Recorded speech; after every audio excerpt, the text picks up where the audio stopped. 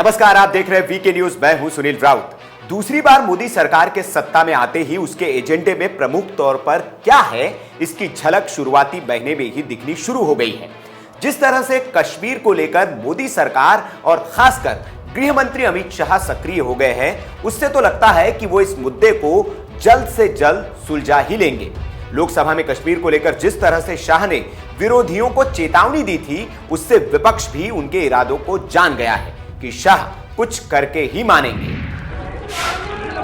साहब हसनैन साहब ने कहा कि 370 है, 370 है, 370। मैं मानता हूं हसनैन साहब 370 है, मगर आगे अस्थाई शब्द आप भूल गए हैं।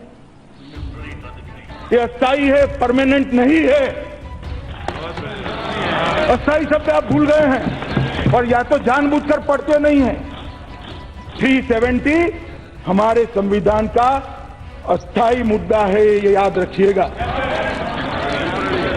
और शेख अब्दुल्ला साहब की सहमति से ही हुआ है। शाह के इन मजबूत इरादों वाले भाषण को अभी 15 दिन भी नहीं बीते हैं कि खबर आ रही है कि कश्मीर में सरकार ने एक सीक्रेट मिशन शुरू कर दिया है और इस मिशन की जिम्मेदारी दी गई है मोदी के विश्वस्त और तेज तर्रार राष्ट्रीय सुरक्षा सलाहकार अजित डोभाल को। ये कयास इसलिए लग रहे हैं क्योंकि बिना किसी पूर्व जानकारी के ही अजित डोभाल घाटी के दौरे पर श्रीनगर पहुंच गए हैं। यहां वे पिछले 2 दिनों से सेना के अलग अलग अधिकारियों के साथ बैठक कर रहे हैं। अजित डोभाल ने राज्यपाल के सलाहकार के विजय कुमार, डीजीपी दिलबाग सिंह, मुख्य सचिव बीवीआर सुब्रमण्यम, आईजी एसपी पाणी से मुलाकात की। डोभाल आईबी के अधिकारियों से भी मिले। अभी तक मिली जानकारी के मुताबिक अजित डोभाल बुधवार को श्रीनगर पहुंचे थे। सूत्रों के मुताबिक इस दौरान उन्होंने सुरक्षा और खुफिया एजेंसियों के अधिकारियों के साथ अलग अलग बैठकें की। इस दौरान उन्होंने कश्मीर में सुरक्षा हालातों का जायजा भी लिया।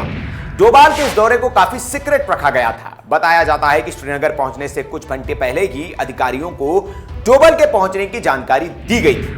बता दें कि मोदी सरकार के दोबारा सत्ता में आने के बाद डोभाल का ये पहला कश्मीर का दौरा है। उनके इस दौरे को धारा 370 और 35A को हटाने की प्रक्रिया से जोड़कर देखा जा रहा है। इन बातों को इसलिए भी हवा मिल रही है क्योंकि डोभाल के दौरे के तुरंत बाद ही कश्मीर वैली में सुरक्षा बलों की 100 अतिरिक्त कंपनियां तैनात करने का फैसला लिया गया है। गृह मंत्रालय की ओर से जारी आदेश के बाद कुछ कंपनियां कश्मीर पहुंच भी चुकी है, बाकी जल्द ही कश्मीर पहुंचने वाली है। गृह मंत्रालय के आदेश के मुताबिक इन 100 कंपनियों में सीआरपीएफ की 50, बीएसएफ की 10, एसएसबी की 30 और आईटीबीपी की 10 कंपनियां शामिल हैं।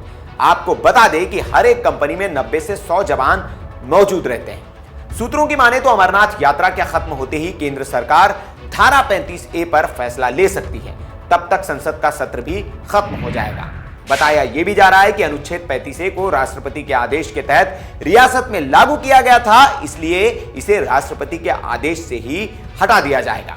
इसे हटाने के बाद घाटी में व्यापक पैमाने पर हिंसा का खतरा है। ऐसे में कानून व्यवस्था की स्थिति को बनाए रखने के लिए अतिरिक्त फोर्स की तैनाती की गई है। दरअसल धारा 35A के जरिए जम्मू कश्मीर में रहने वाले नागरिकों को स्टेट सब्जेक्ट मिलता है।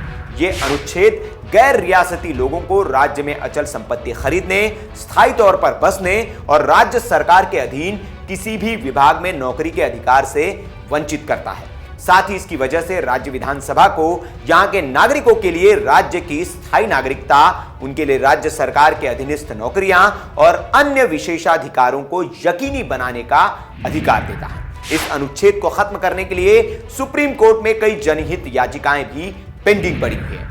आपको क्या लगता है कि क्या मोदी सरकार अपने इस कार्यकाल में 35A और धारा 377 जैसे विवादित मुद्दों का हल निकाल पाएगी? कमेंट बॉक्स में अपनी राय जरूर दें। वीडियो अगर आपको अच्छा लगा हो तो इसे लाइक करें, शेयर करें और वीके न्यूज को देखने के लिए आप चैनल को भी सब्सक्राइब कर लीजिए ताकि वीडियो के नोटिफिकेशंस आपको मिलते रहें। देखते रहिए वीके न्यूज। शुक्रिया।